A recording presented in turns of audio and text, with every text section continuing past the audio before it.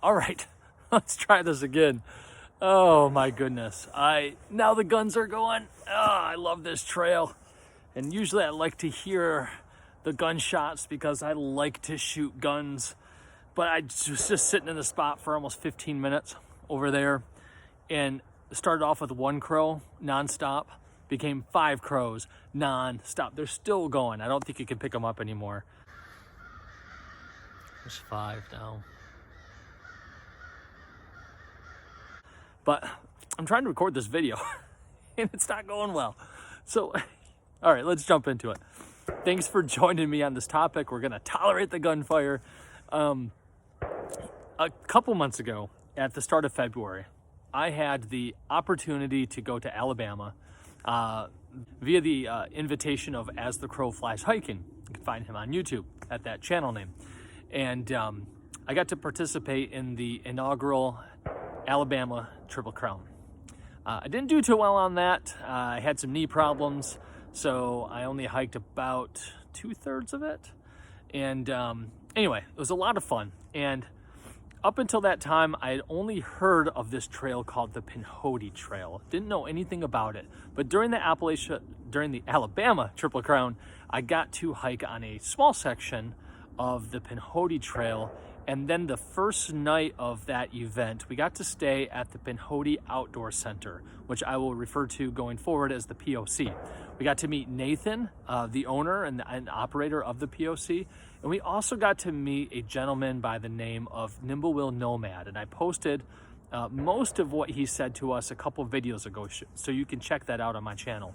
But the topic came up, first introduced by Nathan and then discussed at length by Mr. Nomad, that there is a movement, and I'm not sure where this movement originated from, if it's some government officials, if it's the ATC, the Appalachian Trail Conservancy, or maybe a separate group of hikers. I'm not sure, maybe all of them working together, but they're trying to connect the Appalachian Trail to the Pinhoti Trail. So moving the southern terminus from Springer Mountain to Flag Mountain, okay, down in Alabama.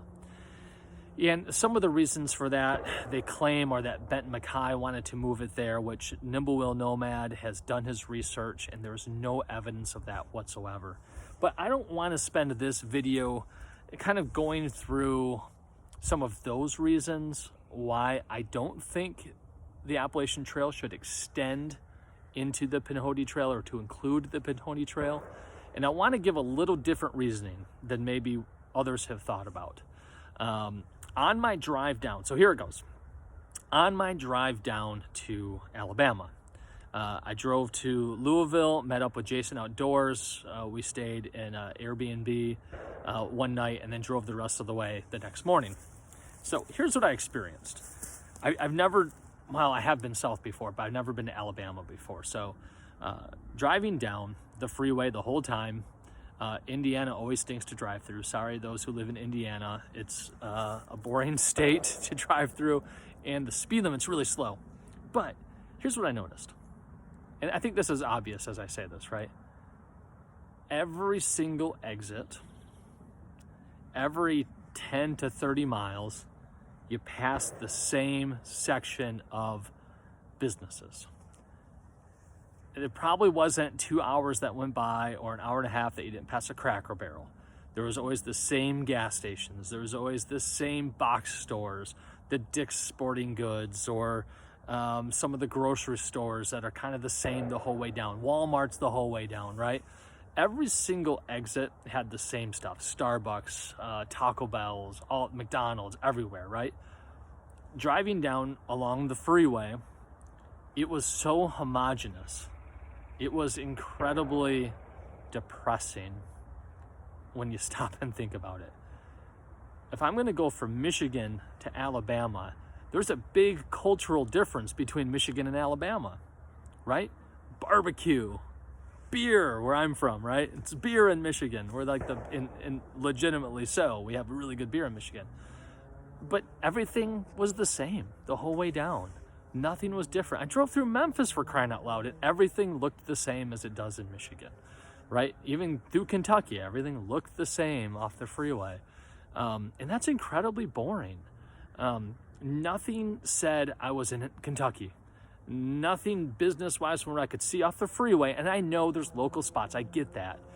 But the point is, everything's become so homogenous, right? Where's the local flair? Where's the local culture? It's getting harder and harder to find. The beauty of the local, right? The beauty of the local. All right. So if you're not familiar with this author, G.K. Chesterton, I highly and strongly advise that you read some Gilbert Keith Chesterton. And if you know who I'm talking about, please tell me in the comment box, because major kudos to you, and maybe I'll send you something. We'll see, for coolness factor. But he's got this essay called On Cheese, all right? And what he does is he travels to 4 different counties in England, and he stays at 4 separate roadside inns.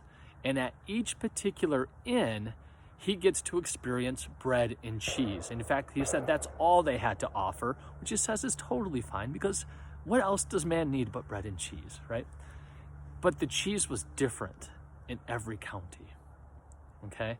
Imagine now, you go to the grocery store and you get the same cheese everywhere across the whole country. Probably over in Europe, except there's more selection there. I know I've been there. Their cheese aisle is massive. But in the States here, everything's, even in Europe, this is happening, right? Everything's the same. It's all homogenous. And Chesterton talks about, and he defends the fact and promotes the fact that when you go to different counties, you eat their cheese. And that's what they have to serve, is their local cheese. And he talks about that with other commodities as well, right? The other products that you can get, that they should be localized. And he makes a great point in there. You know, and I'll draw a little bit on it, but when we go to a different state to hike, we should experience the culture of that state. That should be something that we should be able to expect, I think. And it's something that we're losing in the States, in my opinion. So just like Chesterton was able to go to different counties and experience different cheese, I think hiking trails should be similar. So for that reason, my experience on the interstate, right, on the freeways, and what Chesterton said about cheese, I think that can apply to extending the Appalachian Trail to include the Pinhoti Trail or not. And I would say it should not. The Pinhoti Trail, from what I am learning and what I briefly experienced, has a culture of its own, and it should stay that way. And here's the cool thing. You can backpack, you can hike from Flag Mountain all the way to Katahdin. There are connecting trails. It's Pinhoti Trail in Alabama, in Georgia, and then I think the Jbenhikes Trail, and that connects up with the Appalachian Trail, I believe. Either way, they do connect. And so if you want to hike it all, hike it all. I saw some comments in some of the forums talking about, well, we should extend the Appalachian Trail because it gives more opportunity to more people to hike part of the Appalachian Trail. If maybe they live in Alabama, they can go and hike some of the Appalachian Trail there. And I'm like, why? Who? It was like a status to say I hiked part of the Appalachian Trail. Who cares? That's just dumb. We don't hike for status or to say we did something. If you want to go on the Appalachian Trail, go on the Appalachian Trail. If you want to go hike part of the Appalachian Mountains, then you can do that in the Pinhoti because that's part of the Appalachian Mountain Range.